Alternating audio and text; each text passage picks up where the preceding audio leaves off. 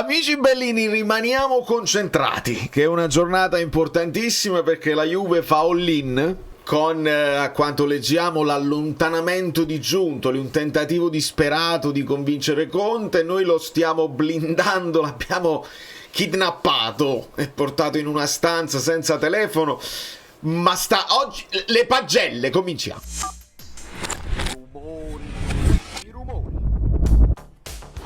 Perché non posso poi fare ogni video, quasi ci siamo, la cronaca ci porta a un Allegri here we go, quindi già si sistema una cosa. Benvenuto Raffaele Coppeta e a tutti i nuovi iscritti, siete tantissimi e io vi ringrazio, e un like questa volta va per il King.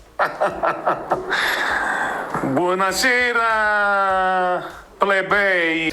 E mi fermo qua, perché chi poi magari c'è stato nel gruppo Telegram per tanti anni, non c'è bisogno di aggiungere altro. Quella risata vale il prezzo del biglietto. La sua presenza sarà fondamentale in un'estate caldissima. Allora, tiriamo un attimo le somme prima di, come vedete, screenshot, l'ottimo Peppe Di Palma raccoglie tutti, una santa pazienza, raccoglie tutti i miei voti, li mette in media. Io posso anche capire chi, secondo me, è anche migliorato rispetto al girone d'andata, si mette tutto in media. Oltre a questo abbiamo la novità, cioè gli amici bellini di Telegram che fanno le loro pagelle, esce la media anche delle loro, e adesso facciamo un pagellone finale che è un mix di tutto questo, però aggiungendoci anche quella che è la sensazione. Si pesano poi le ultime partite ed è importante. Ci arriviamo, ma ci arriviamo con calma, anche per portarci verso la prossima stagione, nel senso chi è andato bene, chi è da confermare, chi invece potrebbe migliorare, chi invece va sostituito perché magari in quella zona serve qualcosa in più o semplicemente bisogna aggiungere, cioè proprio a livello numerico, ma non che non devi avere una rosa di 30 giocatori, ma per esempio ci sono degli asa che tu ce li hai in rosa ma non a tutti gli effetti non esiste, quindi sostituire un asa con un giocatore affidabile che entra nelle rotazioni è già un cambio di rotta incredibile. Però prima la cronaca, perché abbiamo letto, insomma, Fabrizio Romano, Allegri here we go. Il che significa che il Milan fa l'accelerata finale e si stanno prendendo il ritorno di Max Allegri. Il che, per quanto mi riguarda, bene così un po' tutto. Cioè, a me fa piacere che il Napoli aveva già un'idea, un piano B. Poi l'idea può funzionare o meno, però mi sa che non siamo caduti dal pero, e questa è la cosa che mi interessava di più, cioè avere una possibilità, anche farla girare, la possibilità che il Napoli non è che se poi con Conte non si va avanti, vabbè, vediamo chi è rimasto e ti vai a pigliare a Fonseca, per dire un nome alla Garcia. No, avevi individuato un nome pesante, pesantissimo, che piaccia o no, ricordate, a me non piaccia, ma che poi piaccia o no, ma è comunque un nome pesantissimo per dare seguito alla stagione vittoriosa. Ora però, visto che nelle ultime ore, in questi ultimi giorni, tutte le notizie che davano Conte per certo partente e poi sono cambiate, Conte ci sta ripensando, Conte ci ha ripensato.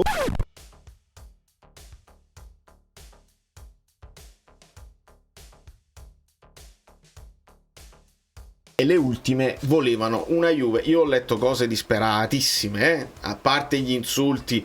Questo è un inciso, se volete fare il clip e mandarlo ad Antonio Conte, qualcuno che magari vede il canale, guarda i video, ma i video sono troppo lunghi, Antonio non se li può vedere tutti. Fategli questo clip qua. Antonio, io, vabbè, che ti devo dire, la faccia mia sotto i piedi tuoi, hai fatto qualcosa di incredibile e non so se tu stai leggendo, spero di no, perché sono commenti che fanno male a me e non mi riguardano, immagino cosa possano fare a te. La mia è una battaglia continua contro i social aggressivi e violenti. Sto leggendo in giro brutte parole nei confronti tuoi e nei confronti della tua famiglia, da parte di tifosi della Juve che adesso, presi a male dalla possibilità, nemmeno dalla certezza, nemmeno dall'ufficialità, ma la possibilità che tu non vada da loro, te ne stanno dicendo di ogni.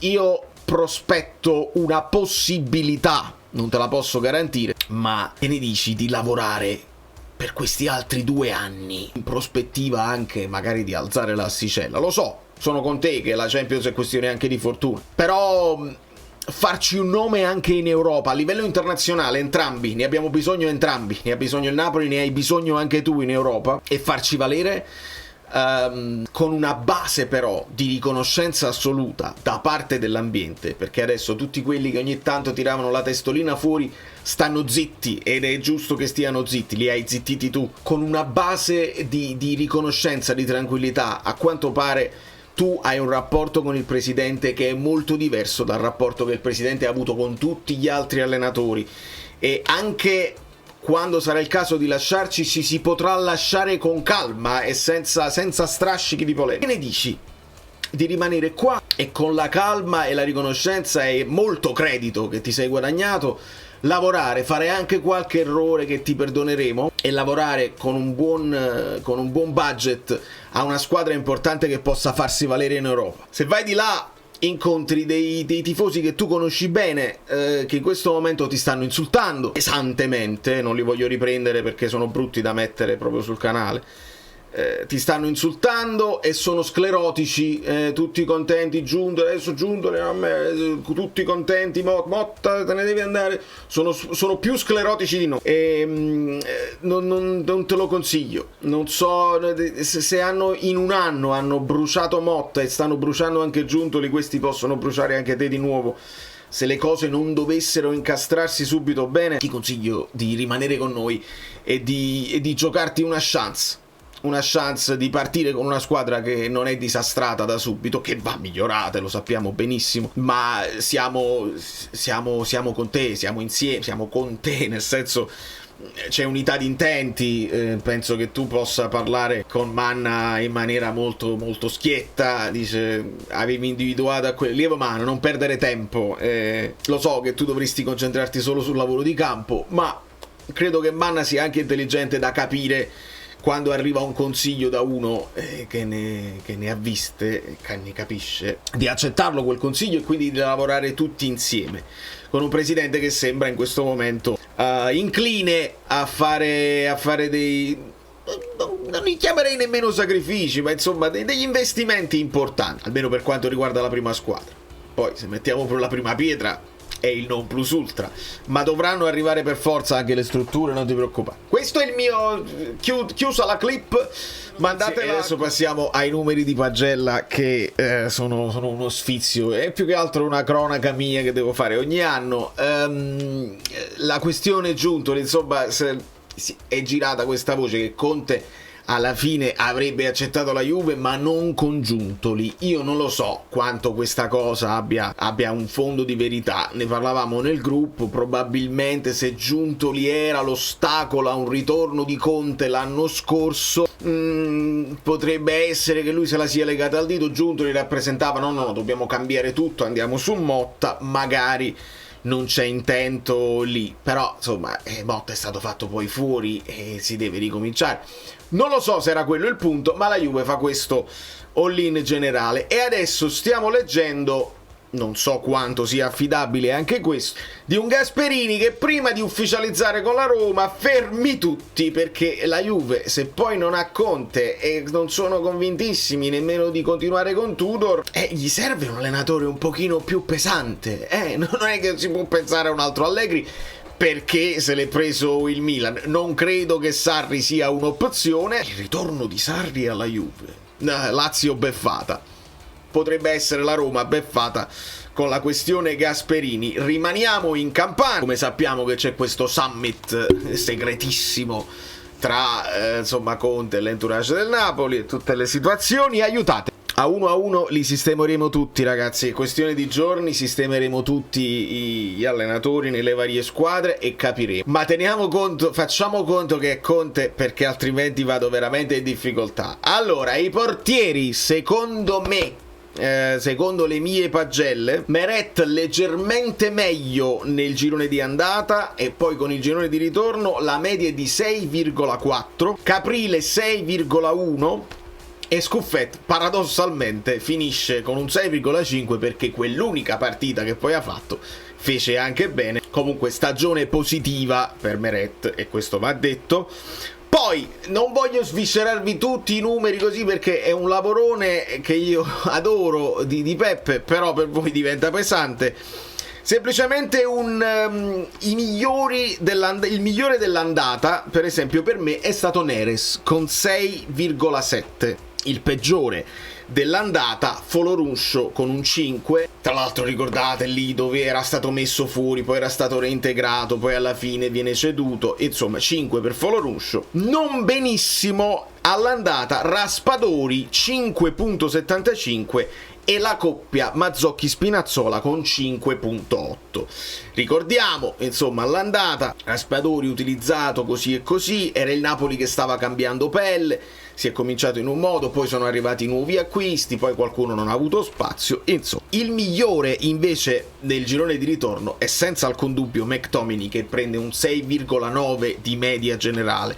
È chiaro che è 9 in pagella, nel pagellone finale, però nella media mia 6,9.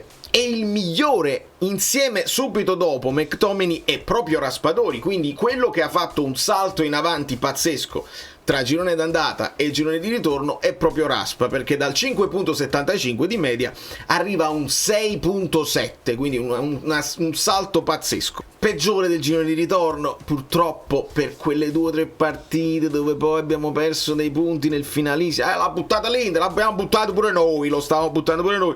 Mazzocchi con 5,5 e Billing con 5,7. Billing ce lo ricorderemo per sempre per quel gol all'Inter. Nel frattempo altre prestazioni avevano convinto di meno e quindi questi sono i numeri che sono usciti. In generale c'è un 6,2 totale per Rachmani, come per Di Lorenzo. Spicca il 6,4 di Lobotka, sempre performante. 6,3 generale per Lukaku, 6,4 per quanto è rimasto anche per Kvara e 6,4 generale anche per Neres.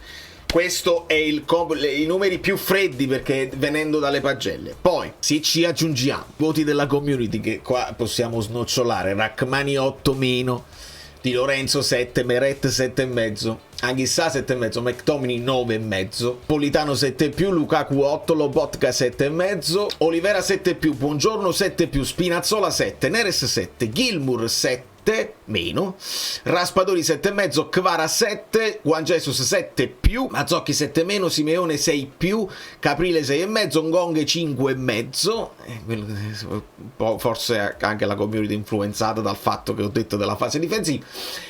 Rafa Marin 6, Billing 6,5, Zerbin senza voto, Foloruscio senza voto, Scuffet 6+, Okafor senza voto, Shedira senza voto, Conte staff 9, arbitri 4,5 e penso che siamo stati generosi, presidenza società ADL 7+, direttore sportivo Manna 7, Oriali 10, senza alcun dubbio. Partendo da questo presupposto, il mix, parlando di quelli che hanno giocato un po' di più, perché è inutile dire Asa, Okafor, eccetera eccetera.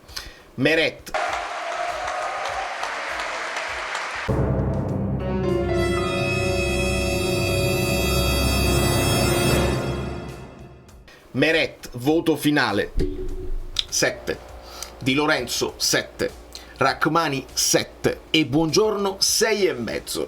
Vi spiego la differenza tra Buongiorno e Rachmani. Buongiorno ne ha giocate troppo poche e io ricordo le mie parole dove ho detto Buongiorno è anche un po' fortunato, il che è importante nel calcio, essere fortunato, cioè qualche momento in cui ha steccato l'intervento non ha portato a un gol subito. Importantissimo, però 6,5, perché dobbiamo vedere Buongiorno sul lungo di una stagione intera.